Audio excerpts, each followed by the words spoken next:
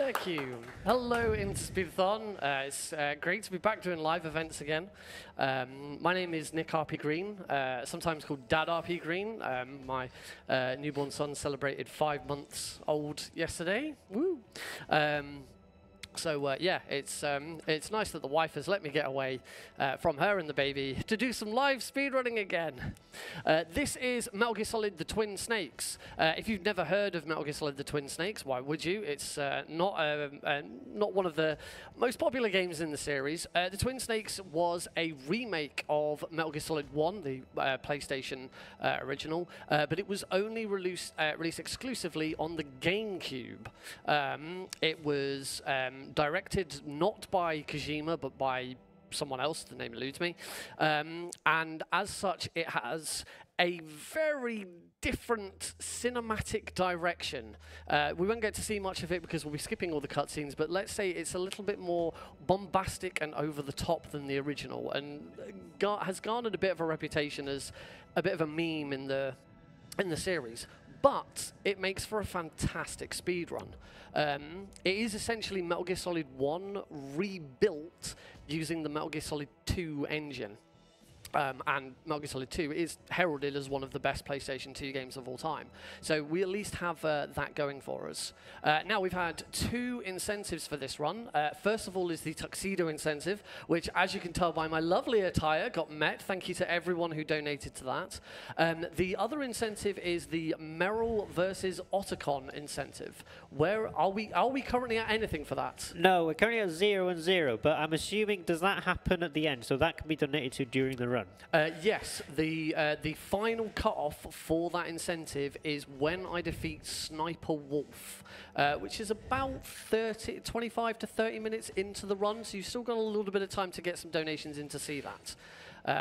Well, everyone, what are you waiting for? Get those donations coming in and be sure to put it towards that poll. It is on the donation page for you all as well.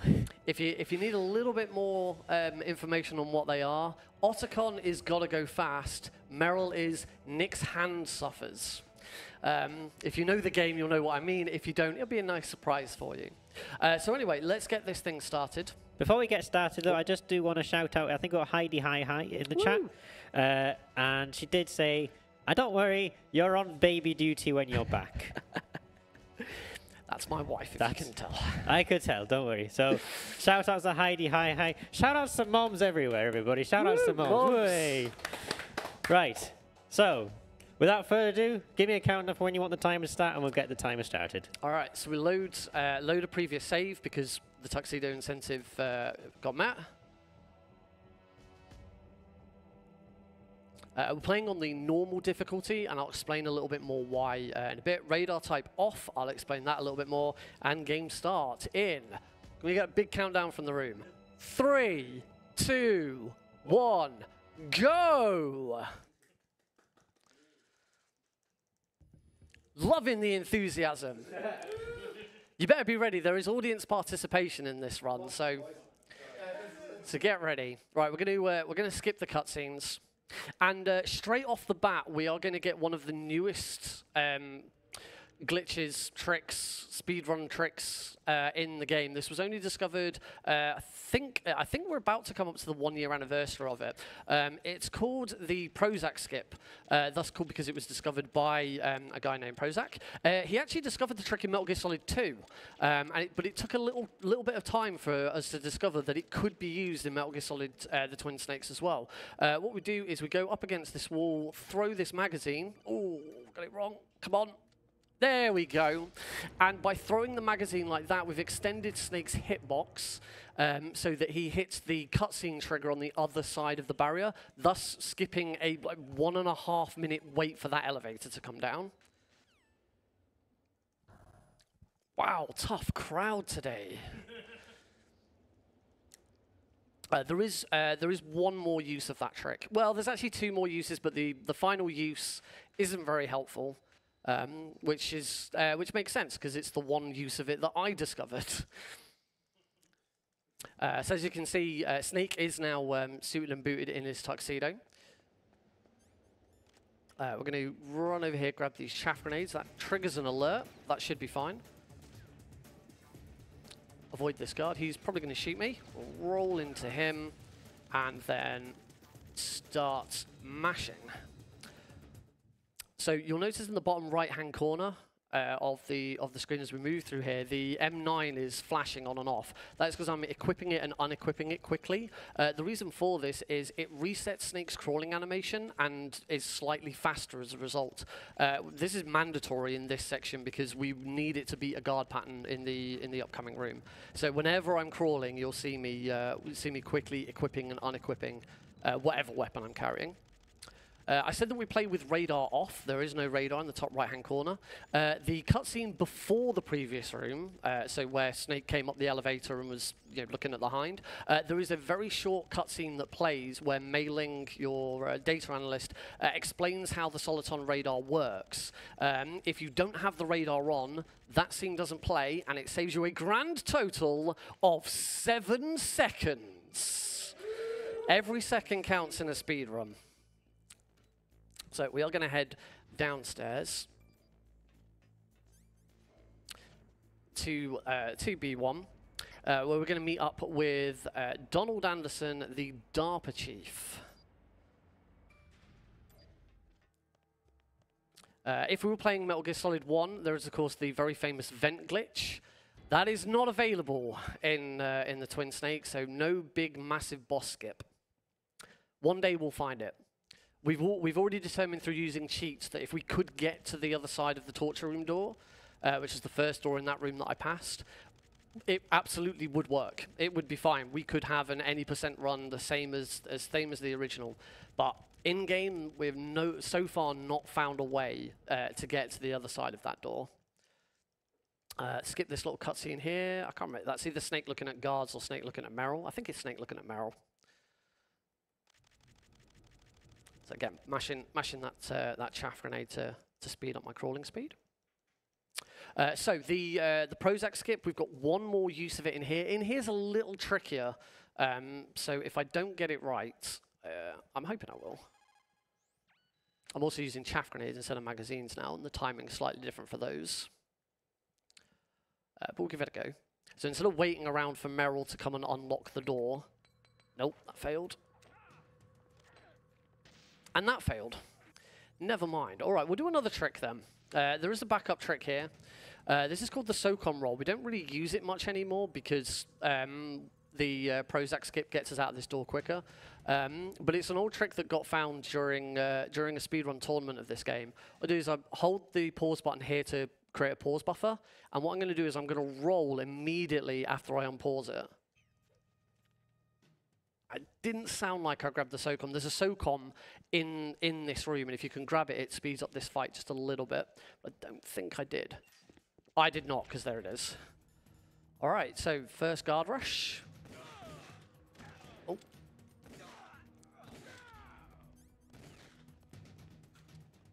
So I just need to concentrate a little bit on this fight. Taking guards out with headshots is the fastest way of taking them out, because it's one shot. Meryl will help periodically.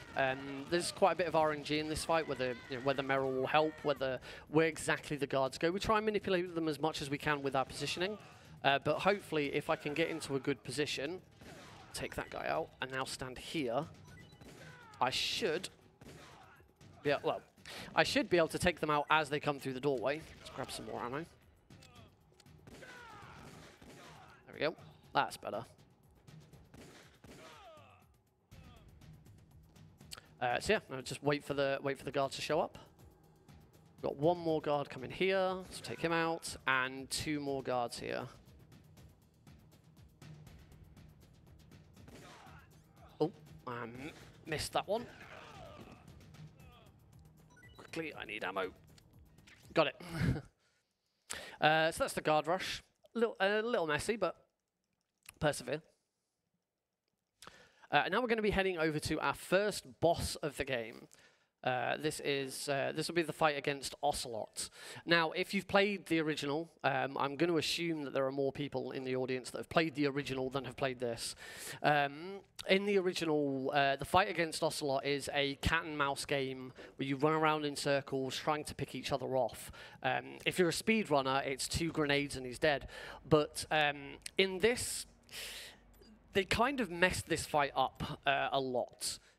So obviously, in the original, you didn't have first-person aiming, and because this runs on the Metal Gear Solid 2 engine, this does. So we just do the fight in first-person instead, and you'll see in a second why it makes this fight just completely stupid.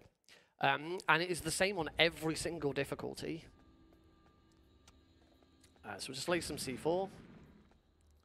Swap back to the... I've got the SOCOM out. I need to make sure I swap to the M9. So yeah, here's the super serious fight against Ocelot. 1, 2, 3, and Ocelot is dead. Don't clap for that. Please don't clap for that. As I said, even on European Extreme, the most difficult difficulty, that fight is still that easy. The only real difference you can do with that fight is if you use the SOCOM, it takes 4 hits instead. That's the only difference. We now need to call Meryl 140.15. Her number, of course, is still on the back of the GameCube box, which I don't have with me, so it's a good job that I can remember it. So we'll have a listen to her. Now, talking of difficulty, I said that I'm playing this on normal difficulty. The reason for that is the Prozac skip with the elevator at the very start of the game. You need to have some sort of throwable weapon to do it. So it either needs to be some sort of grenade or a magazine. So you saw that I quickly emptied my entire chamber of my M9. And got a magazine. There are no throwable weapons on any difficulty harder than normal. So for showcase purposes, normal is probably the best to showcase because you can do that trick. Going to be doing a trick now called laser skip. I need to focus on this to make sure I get it right, and I'll explain afterwards.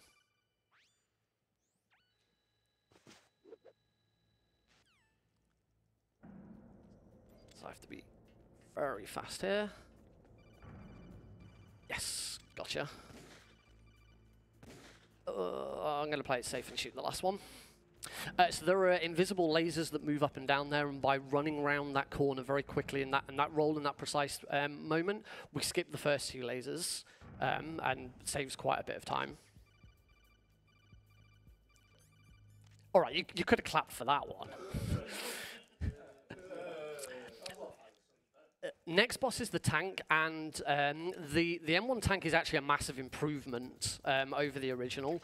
We have different ways that we can take it out. We're going to be shooting the gunners rather than throwing grenades in like you did in the original. I'm going to stand in this exact spot because it's going to keep the tank from moving. Wait for the gunner to come back up. Take another headshot. And headshot there. Throw another chaff grenade so that it doesn't start moving again. I'm going to move to about this spot here. Most important shot in the fight. Got it.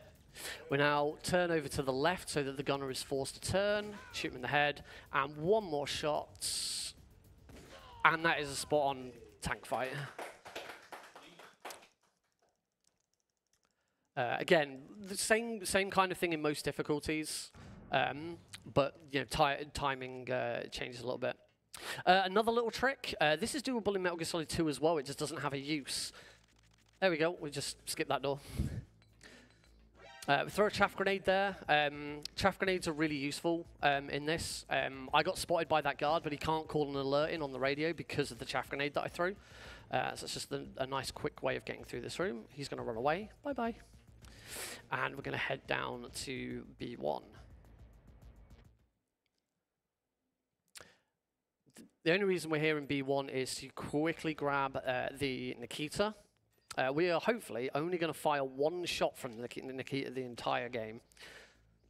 And it's coming up as well. I'm just going to quickly swap to the SOCOM. Head down to B2. We have our next boss fight. The boss fights come thick and fast in this game.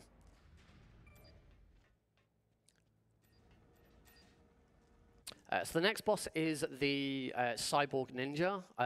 Again, I'm going to want to concentrate during the fight, so I'll explain what happens now. What we're going to do is we're going to keep the ninja in a loop. Rather than letting go through all of his different phases. So his first phase, you just kind of have a bit of a fight with him.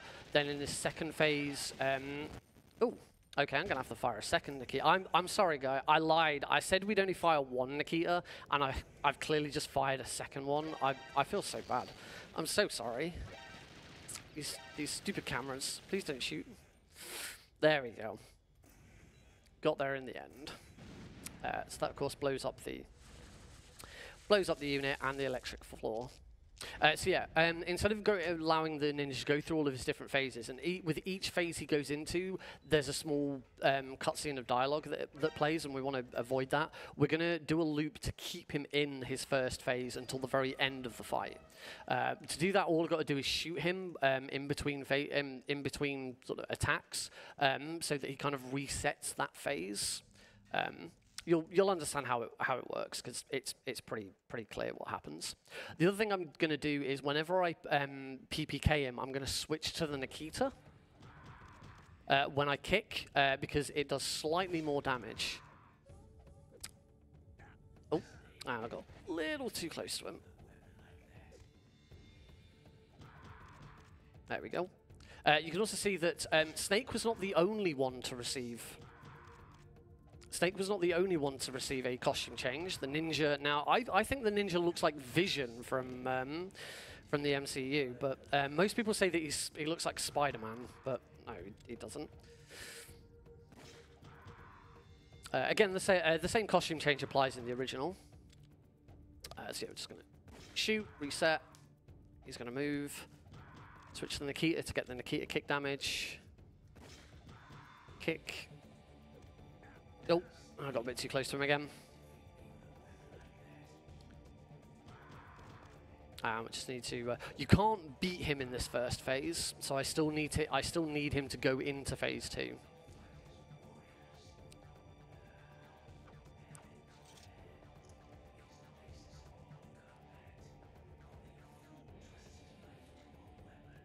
Without weapons, we couldn't beat this game, so I don't think Snake's a fool. And one little tap, and we're done. And that is the ninja fight.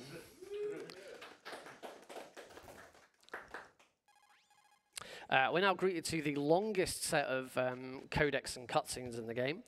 InstaSim, if there's anything you've got, then go for it. I was just about to ask, you read my mind. So we do have a couple of donations that came in just before. So we have Kelvin Vian with a £5 donation. The message is break his hands. That goes towards the Merrill ending. We got Tom B as well with a £5 donation. Time to see those hands suffer. Again, that goes towards the Merrill ending. So far, we have £10 towards Merrill, £0 towards Otacon. So if anyone wants to change the direction of that poll, then be sure to get your donations in for that as well. According to what Nick told me earlier, we're about 15 minutes away from that, I think, if it's half an hour into the run that we see that. So be sure to get those donations in if you'd like to see that ending. If you'd like to boost the Merrill ending, or if you want to see the Otacon ending, get those donations in. InstaSpeedathon.wales/donate, and donations go to everyone can as well. If you need any incentive in the other direction now, Otacon does a really cool Scooby-Doo impression. If we save him, that's the best I got. All right, so as I said, the bosses come thick and fast, and we are now about to go and fight probably the most famous boss, maybe in all of video game history. I'm sure there's a lot of people who would argue Sephiroth is probably more famous, but no, it's Psycho Mantis. Psycho Mantis is just such an iconic boss fight, and in Twin Snakes it kind of works the same way. Because it's on the GameCube, it asks you to cycle through all 4 controller ports. Oh yeah, Meryl also gets a costume change, and boy howdy, is hers my favorite. Yes, that is Meryl wearing Snake's sneaking suit. There she is in all of her glory. Let's knock her to the ground. Meryl takes a lot of abuse in this run. So maybe it's only fitting that we save her over Archon.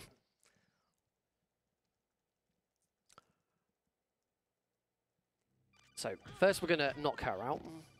I did have to equip the soak on there. Having a weapon in your hand slightly increases Snake's melee damage. And if I hadn't equipped it, she wouldn't have been knocked out. Right, I need to concentrate on this, particularly this opening shot.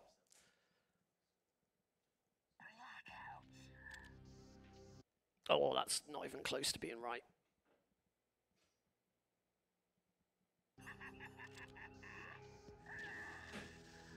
All right, we'll slow this down a little bit. Punch.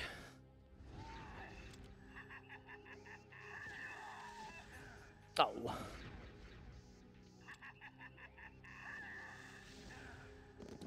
All right, he's in the middle now. We can deal with this. So first thing I'm going for is called the Meryl flop, which we should see in a second. So by doing one punch and then a bunch of headshots to him, it means we've done the exact amount of damage required to skip the next phase of the fight. So Meryl has just re-fallen back down on the floor. Now, I hear your confusion.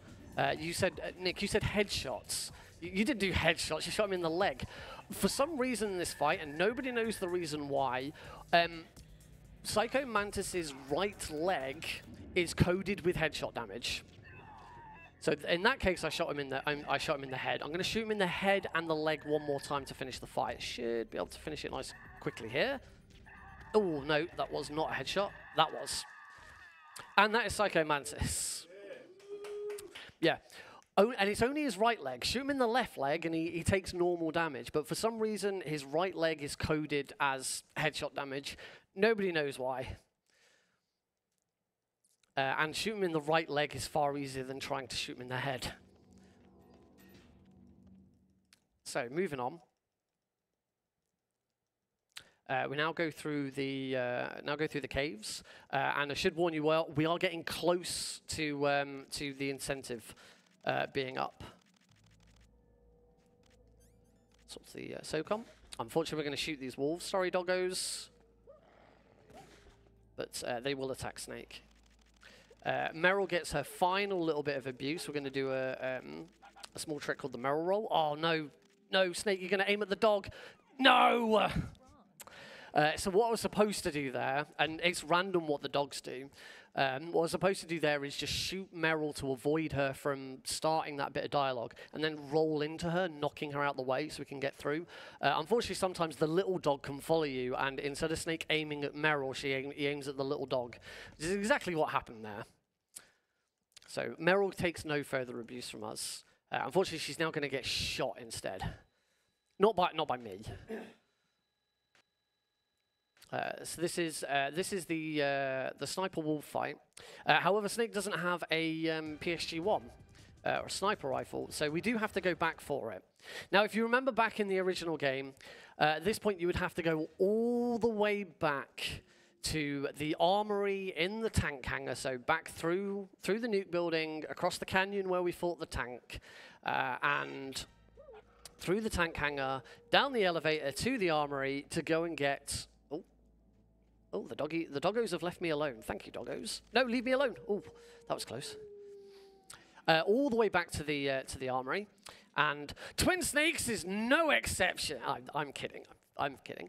One of the things that Twin Snakes did do, and there's a much bigger time save later on, is cut out a lot of the backtracking. If you remember, if you're a fan of the original, you've played the original, you remember there is so much backtracking in it. They did a really good job of cutting a lot of that out, and the PSG-1 is the first example of that. Instead of going all the way back to we can go back to the armory and get the PSG-1, but instead they added the PSG-1T from Metal Gear Solid 2. So this is a sniper rifle, but it's a tranquilizer sniper rifle.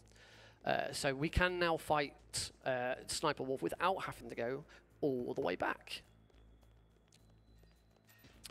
So yeah, we are now coming pretty much as soon as I beat Sniper Wolf here. That is when I then need to know which way that incentive got met. So you've got You've got like a minute to 2 minutes left. So at the moment, it's currently £10 on both. So that doesn't help anybody. Shame on you, chat people. Get those donations coming in and make sure one of them is winning, not drawing, please. But on jokes aside, everyone, please do get those donations in because it goes to a great cause as well. Yeah. So at the moment, it's £10 on both Merrill and Otacon. So.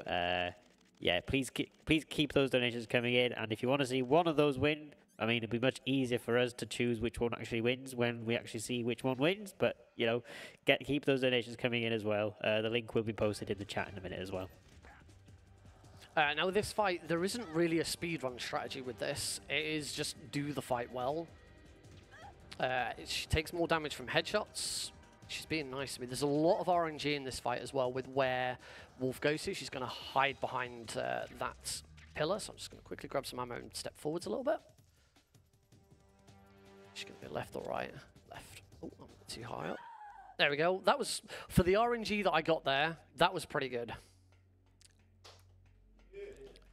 Thank you for that slight bit of enthusiasm. Very much appreciated. All right, so has it stayed at 10-10? Yes. In that case, InstaSim, I'll give you the deciding vote. Oh, I get the deciding vote, right? Audience, what do you want to see, Otacon or Merrill? I think we have a bit of a consensus like for Merrill. Decision for Merrill. Yeah, I think we have a consensus for Merrill in the ready. Audience. So Merrill it is. All right, so with Merrill, I have to survive this torture. Which involves me mashing A repeatedly. Normally in a speedrun, we would save Otacon and instantly surrender at this point because it's faster. We will have to go through 2 rounds of torture as well, at least.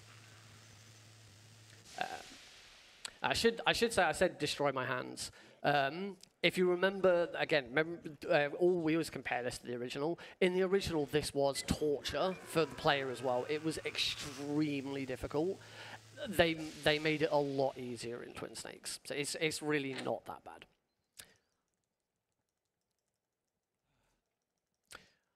All right, so Snake's now going to get carted off. And here's where that lovely audience participation comes in.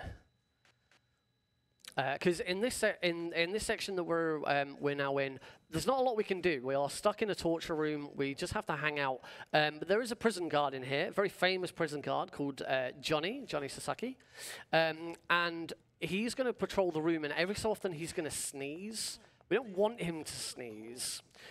So in order to stop him from sneezing, I'm going to keep annoying him by knocking on the wall. And it's usually quite fun to join in. Shut up in there, will you?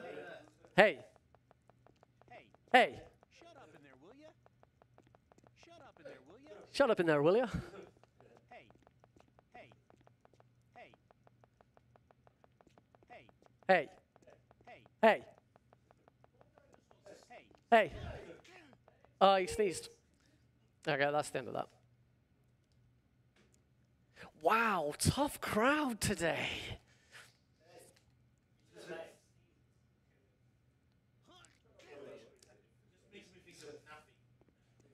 Oh yeah, Merrill. Yeah.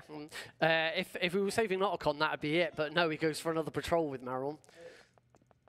Hey. Hey. Hey. Shut up in there, will ya? Hey. Shut up in there, will ya? Shut up in there, will ya? Hey. Hey. Shut up in there, will ya? Snake, it's showtime. It's showtime. That was very disappointing, I've got to say. This is the same run that I did at SGDQ last year, and that section made the highlight reel. I think there was a little more enthusiasm in the room. So we go to the second round of torture. There is a third round of torture if we fail the escape, but don't worry, I won't be failing the escape. And of course, I haven't even thought about using auto fire because Ocelot would know.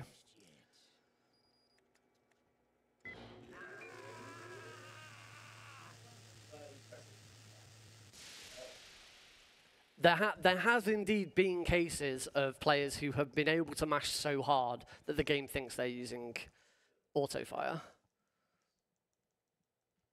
I am not one of those people. I can't mash to save my life. For example, in Metal Gear Solid 2, if you're playing on European Extreme, you are allowed to use turbo for those sections because European Extreme is almost impossible. And we don't want to get we don't think speedrun should be gate kept away from people who can't mash, because mashing isn't a speedrunning skill. And also, nobody wants repetitive strain injury, not at the ages we are now. My stomach. Off he goes. So now we have the escape sequence, and one of the biggest time saves in the game comes up with a small trick called the double roll. You can see, double bump. You can see over there is a rotating item box. Yes, this is a fantasy game if you didn't know.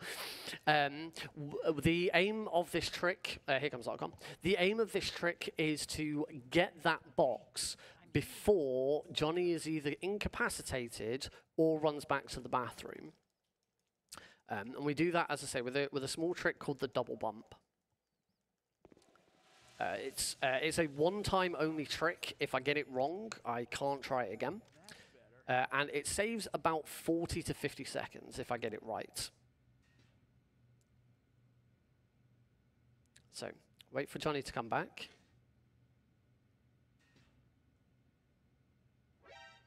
What the hell? Language, Johnny. Right, here we go.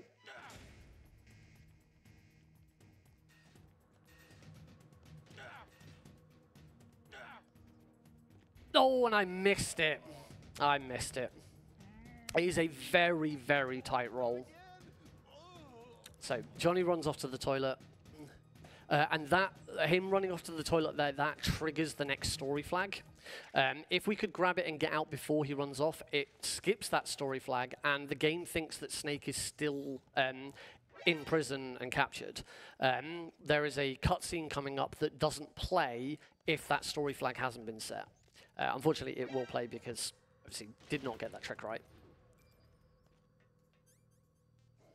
So, we'll now make our way back. There is still this little bit of backtracking here. So a little bit of treading old ground. So again, it's the same if you've got any messages or donations, go for it. We've got no new donations in since the last one. So just to read out what the last one was, it was Dan S, £10, Otacon, let's go. That goes towards the Otacon ending. But obviously that doesn't apply anymore anyway, so that's fine. That's what basically got the £10 on the Otacon as well, which essentially leveled both of them. But hey-ho, it's fine. Right, so we haven't got any new donations since then, though. So if anybody does want to donate, of course, please go to instaspeedathon.wales/donate. Please donate to the donation page that way.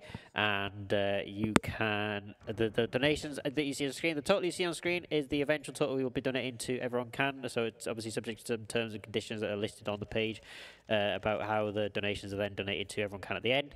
There are a couple of polls left as well. If anybody wants to donate to the polls left in the left, we've got a for the next one actually. It's Wordless Any Percent by Lady Small, Shiny Avenue versus Shiny Edda. So if you'd like to see one of them, then please get those donations in. We've just had a donation in right now, I think. No, we haven't. That's just a late email. Okay, that's fine. Anyway, ignore me. Shiny Avenue versus Shiny Edda is one of the polls which is left. That's for the next run. So currently that has nothing donated to either one. So if you'd like to see one of those options being met, then please be sure to get those donations in. And for the last run of today before After Hours, we've got the Zero Ranger True Ending by Bunny's Bunrina. We've got the Choose the Game Colors. Now there are 6 options actually. There are 6 different options that you can donate to for that one. And currently none of them have any donations towards us. But if you'd like to see one of them as well, then please get those donations in and select that poll and the option you would like to see. But yeah, donations obviously go to Everyone Can as well. They're an absolutely fantastic charity that helps so many great people because they help disabled people to play games. They provide custom gaming peripherals to people and allow disabled people to play video games just like everybody else. So please give support if you can as well. We've had some in-person donations as well. We have got an in-person donation box here. I haven't counted them yet, so the total from that has not been added to the totals just yet because I haven't had a chance to count the donations. But once those donations are counted, hopefully we can get quite a nice donation total to Everyone Can at the end of the weekend. So this is the codec call that we would have skipped if I'd got the prison rule correct, and then going into this next room then fixes the story flag error that we would have had. So we are now coming to the change disk moment. I am running this on emulator because it's far easier than trying to bring a Wii along. I don't actually own a GameCube. If I do console run to this, I have to play it on my Wii. So the emulator has an auto switch disk option because I'm running the latest version of it. We usually run it on a much earlier version of this emulator, but I wanted to make sure it worked properly on this machine, so running it on the latest version just to be on the safe side. So throw a stun grenade there. That disables those guards behind us so that they're not going to shoot me. Now, in Metal Gear Solid 1, a couple of years ago, a very famous speedrunning trick got found. The streamer Boba of Yogscast fame, whilst casually playing through Metal Gear Solid 1 for the first time, accidentally managed to get through the door on level 9 of this area. This door here, right there.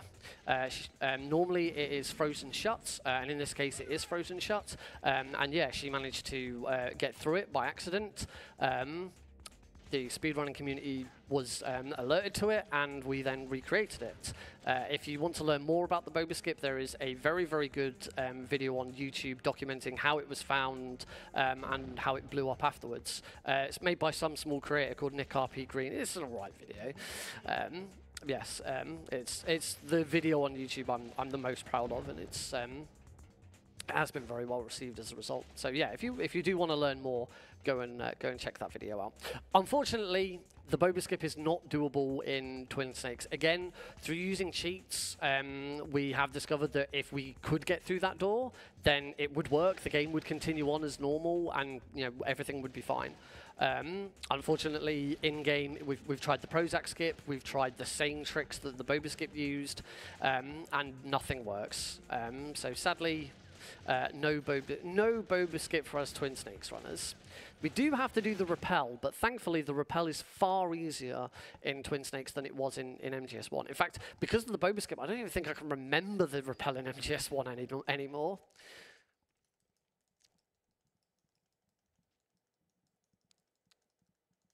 So we're just going to run over to these stairs, going to swap to the rope. That gets us straight into the rappelling section.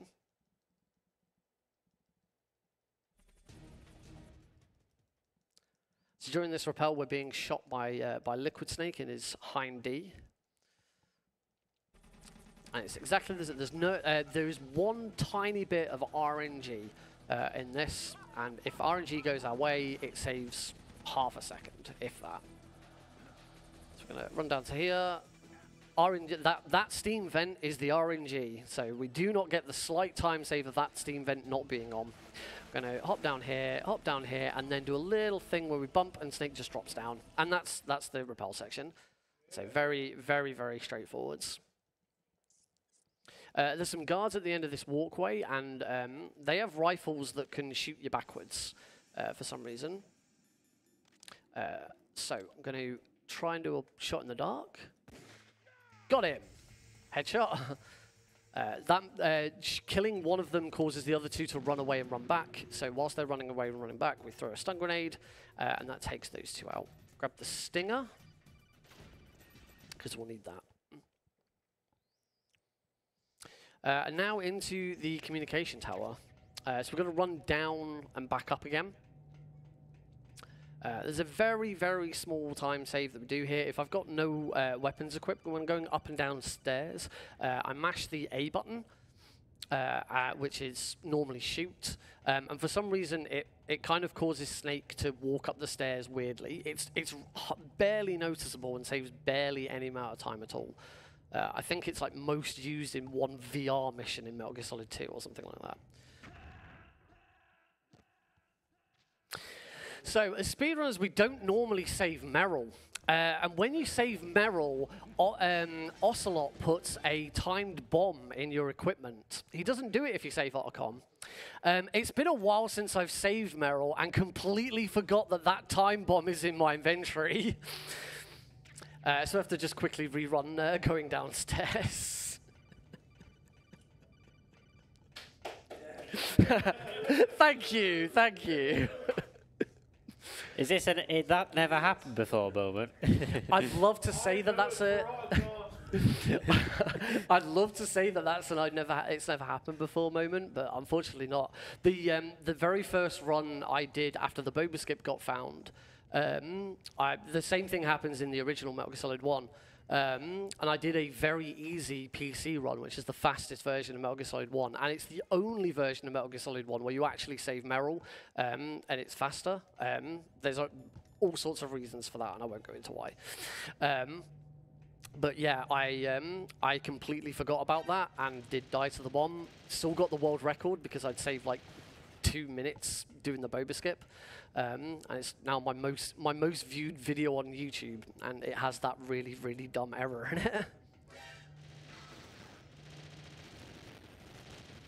it. Understandably, it's no longer the one. I think I beat it like a day or so later, and it's been beaten. It's been beaten since. So we're just running upstairs, throwing some chaff grenades to take out these cameras. Normally I'd have 4 chaff grenades, but I completely screwed up throwing chaff grenades in the to do the Prozac skip out of prison, so I haven't got quite as many. Oh, and that always provides some really nice FPS chug.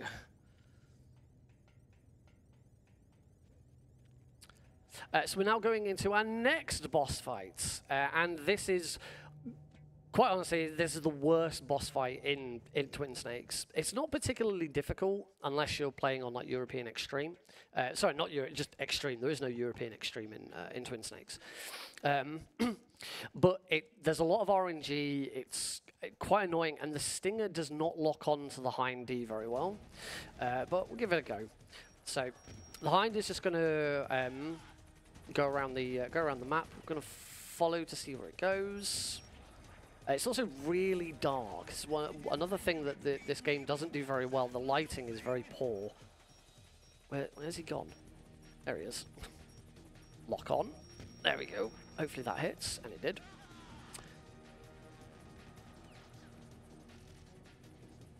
Yeah, it seems the developers really wanted to make use of the GameCube's fog functionality, and they proper went overboard with it.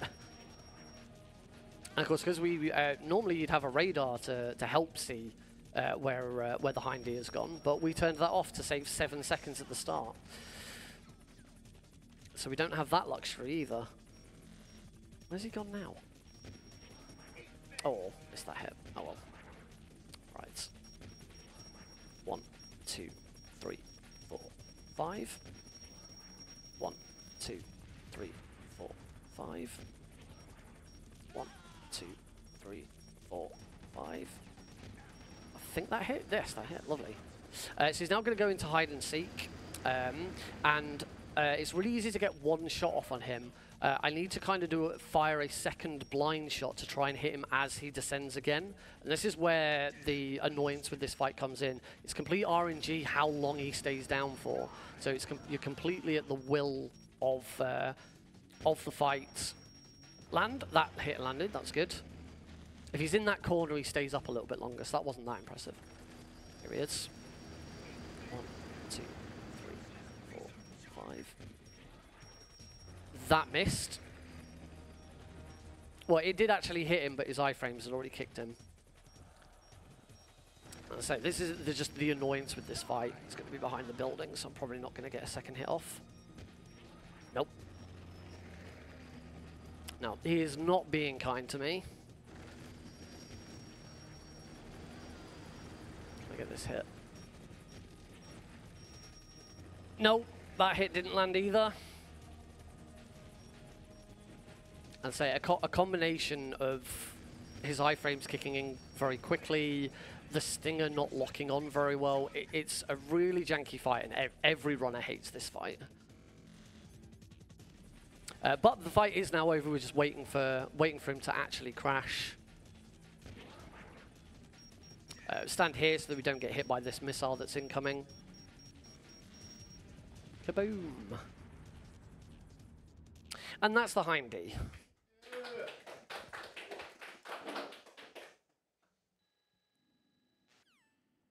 So now we have to make our way back down the elevator. Grab some more stinger ammo because we are going to need it later. And we know we have no more chaff grenades to throw at the cameras. Instead, I've got 5 grenades, and I'm going to try and time my grenade throw so that I throw them at the cameras and it explodes in midair to destroy them. So every other odd floor, I'm going to start cooking a grenade if I have them out. And then throw. And hopefully that hit all 4. Yep, that destroyed all 4 cameras. I'm going to do that 3 more. Oh, no, I threw it too early. Never mind.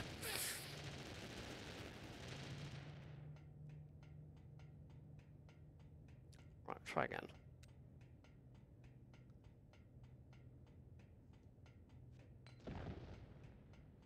That's better. I took out all 3 of those cameras. Yeah, it helps if you start cooking on the right floor.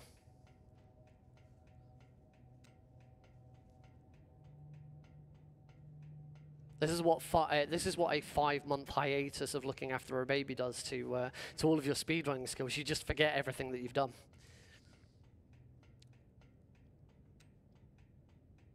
And this one here.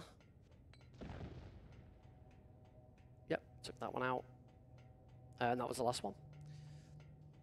So I'm going to head down the elevator.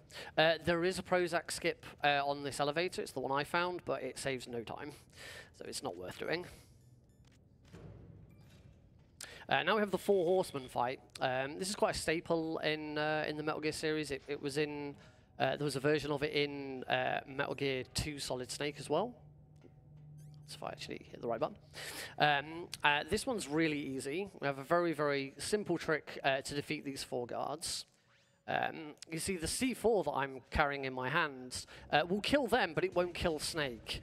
So it's time to take some damage, Snake. And that's the fight. That trick is doable on every difficulty except Extreme. If you do that on Extreme, the C4 will kill you. You can use that trick on Extreme if you take damage from one of the guards first and then explode the C4 during your iframes. So it's time for a blast from the past. We've already defeated Sniper Wolf once, but she's back for round 2. On the snowfield, we are going to be using the PSG-1T. We're not using the Stinger. We're going to use the Stinger to find her, first of all, but then we're going to switch to the PSG-1T to take her out.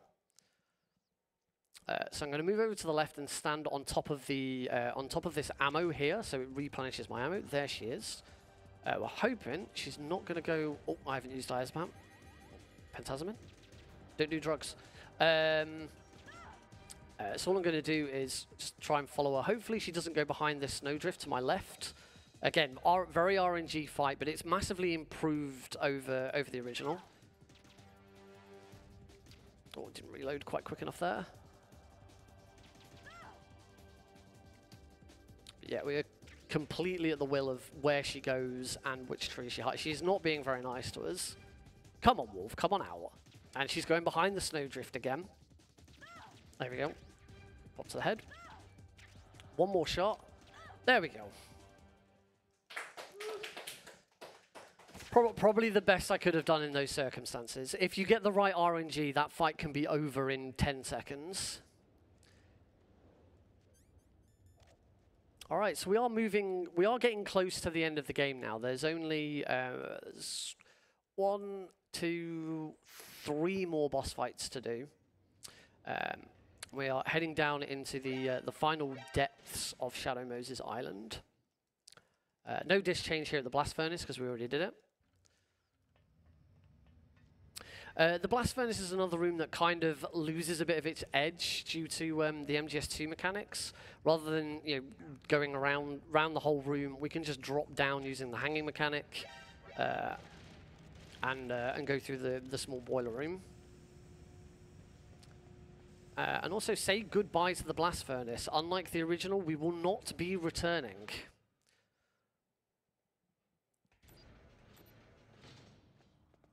Move over to the cargo elevator, wait for it to come up. We've got a small little fight against some guards here.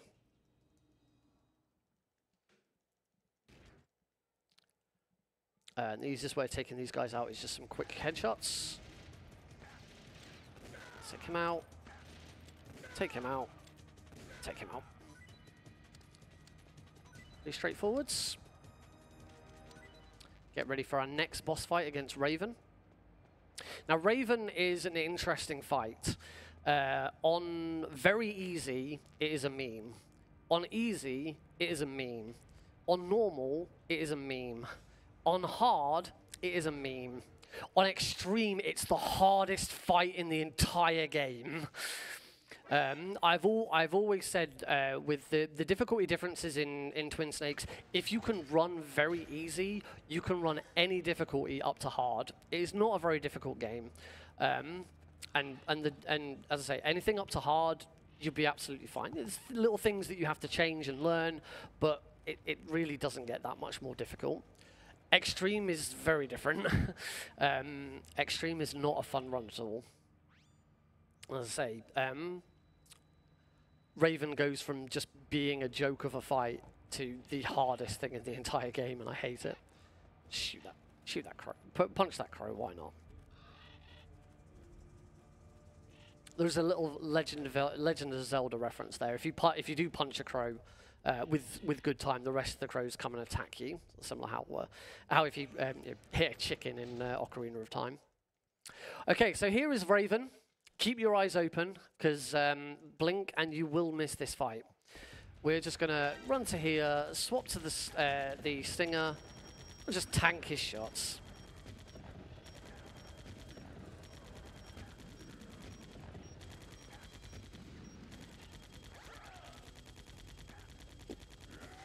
And that's the Raven fight. So much skill required.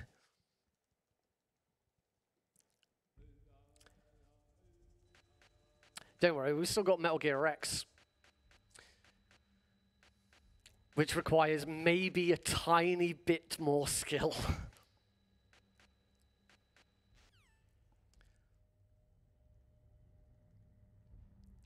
So we are now going to head into the underground base. We've got Warehouse North to get through first. This is a very nice, quick and easy room. Snake's had enough of these guards. Just take that one out. All aspects of stealth just straight out the window. Snake's had enough now. Just like I'm not getting around them. I'm not taking their rubbish anymore. I am just going to mow them down.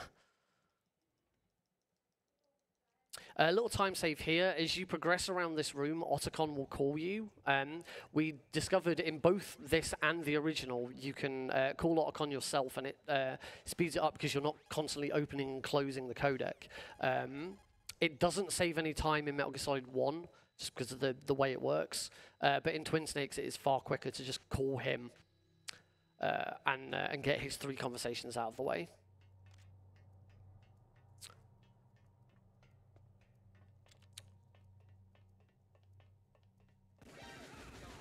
There we go. As I said, Snake is just not taking any...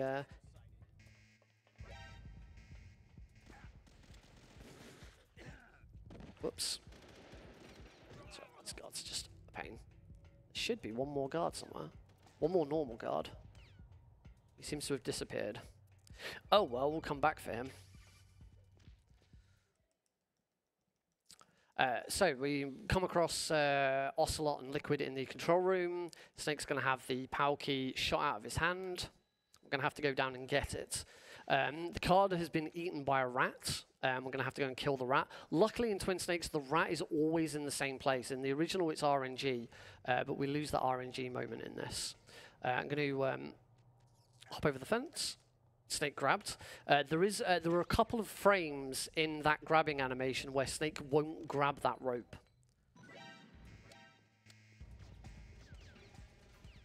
Because I made a big noise, the guards are back.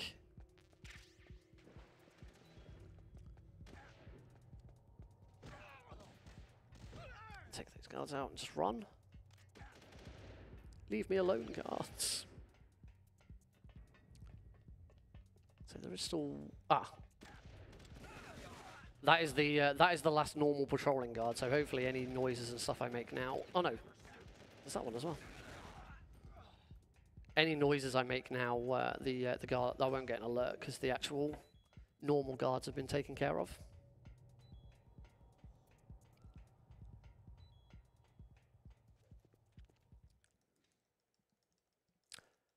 Before I move into here, there is a camera. I need to destroy that.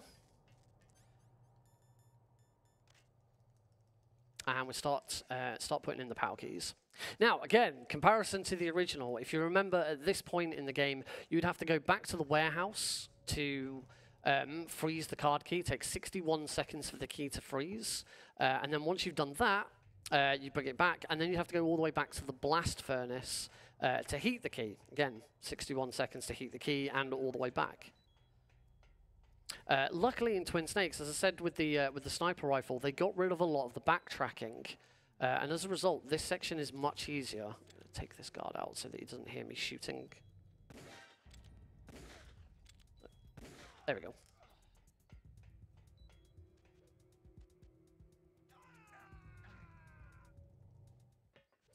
And I'm very low on health, so I do need to. Shooting this vent would kill me. So in Twin Snakes, they added these two vents here, so that we just there's no waiting around. It just instantly freezes the key, and the other vent will instantly heat the key. So there's no big backtrack, and we can get through this room a lot quicker. It's very, very nice. Because it was always the most boring bit of the Metal Gear Solid 1 speedrun, just going backwards and forwards through these sections. So now we put the cold key into the second computer. And again, we just have to do that loop one more time to heat the key instead.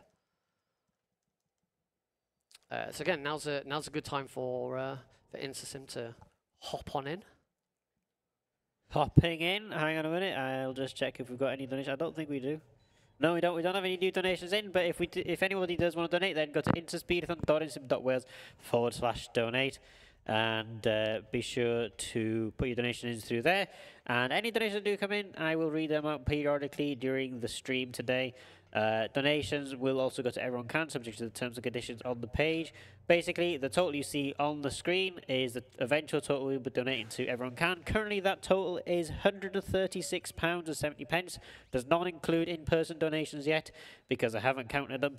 But that is a really good total. But let's get some more money donated to Everyone Can. I want to see that blown out of proportion to see so much more money being donated to Everyone Can, because they do absolutely great work and absolutely deserve every penny. So if you have any donations you can make, please do so. There are a couple of polls left for the donations. There are a couple of polls left that you can donate to as well. So if you'd like to put your donation towards one of the polls, please be sure to select them when you're making your donation as well. All right, so we are now approaching the final boss. Final bosses and the final sections of the game. We're just going to put the card key into the hot laptop, and that disarms the nukes. Metal Gear is deactivated, and Snake has saved the world. Woo! Yeah. That is definitely what is going to happen. Here we go. Pop the key in. Deactivate Metal Gear. Yeah. Oh, wait, no, we were wrong. That's not Master Miller. You've been talking to me, dear brother. Yep, the terrorists actually couldn't activate Metal Gear, and so the deactivation process that Snake has been working on can also be used to activate it. So he hasn't deactivated Metal Gear, he's activated it. So we've got to go and destroy it instead. If you thought Vulcan Raven was easy, Rex is slightly more difficult, but not by a lot. Rex has a few different attacks. The only ones we're going to see is his machine gun and his missiles. By standing in this spot here, his missiles won't hit. I'll take damage from the machine gun like this, but for some reason, just in this exact spot, the missiles either fly too far back or too far forwards. They can't land in this position. So it just makes this fight, again, pretty trivial. We destroy the radome. We're going to do the exact same thing again in phase 2 of this fight. There's a slight difference, though, with the positioning. This cutscene can't be skipped. I can finally die. After Zanzibar land, I was taken from the battle, neither truly alive nor truly dead. An undying shadow in a world of light. But soon it will finally end. As you can tell, I've heard that dialogue a lot. So the positioning for the second part of this fight is stand still. The exact same thing applies. His missiles will not hit me if I just stand still in the starting position. I'm just going to keep peppering Liquid with shots from my stinger until he's dead. And that is the Rex fight. Next up, we're going to have some fisticuffs with Liquid on top of Rex. There's a little infinite combo. There's also a little trick I'm going to attempt called the lottery roll. It's called the lottery roll because it is so precise that it really is a gamble as to whether or not you land it. What happens is I'm going to try and roll into Liquid and have every single frame of Snake's roll do damage to him. It's not this roll. I'm going to do a quick roll there to set him up and knock him off. I'm going to try and coax him into the far right corner and punch, punch, roll. That failed. And I've got one, I should have one more attempt. And that also failed, and he should now be in the next phase. Yeah. As I say, it is called the lottery roll for a reason. It is very, very rare that it lands, because say the positioning is so precise that you just, you know, it is almost humanly impossible to know. You just have to take a guess and see if you get it. But we do this little infinite combo. We just punch, punch, move around, and hope that Liquid doesn't fall off the edge. Because obviously that will slow things down. I might have to just throw him before the end of the fight. I'm going to get lucky. No, he's going to fall off. All right, Liquid, come on. Up you get, little brother. There we go. And that's the Liquid fight. All right, the incentive now pays off. We don't escape with Otacon, we escape with Meryl. Meryl is alive and well. It's also slightly longer because we have an extra cutscene, an extra codec to listen to. So thanks everyone for slowing it down.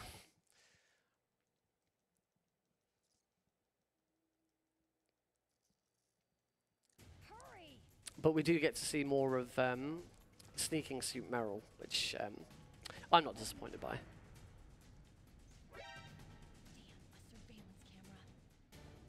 Off she goes.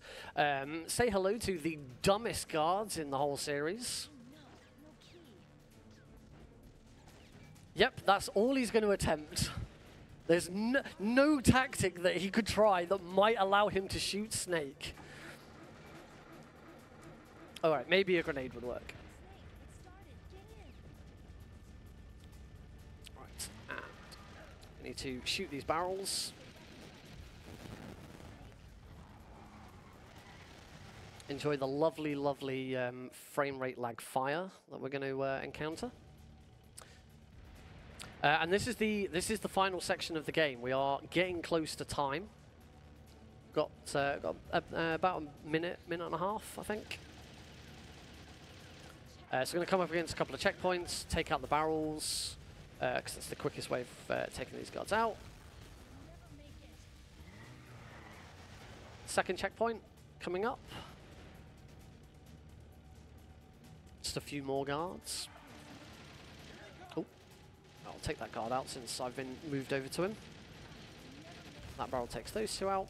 And then we've got one final shootout with Liquid. Yep, Metal Gear was destroyed and we shot loads of stingers at him. We had fisticuffs on top and knocked him off of Metal Gear X. And he's still not dead. Not yet, Snake. It's not over yet. And so we just have this little shootout with him.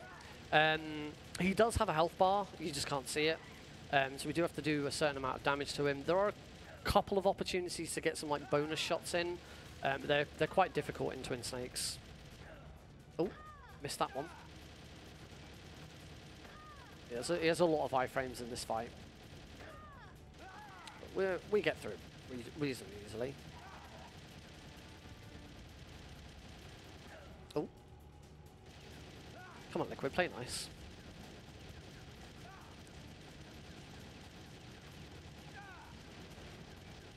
Should move into the final phase. There should be one more shot. It's not quite time yet. So that is the end of the game. We have a couple of codecs and a couple of cutscenes to skip, and time will be when the nuclear weapons facts come up on the screen, which will be in about 10 to 15 seconds. So everyone congratulate Snake for a job well done. Liquid succumbs to the Foxdie virus and does die. And Meryl and Snake ride off into the sunset. And that's time!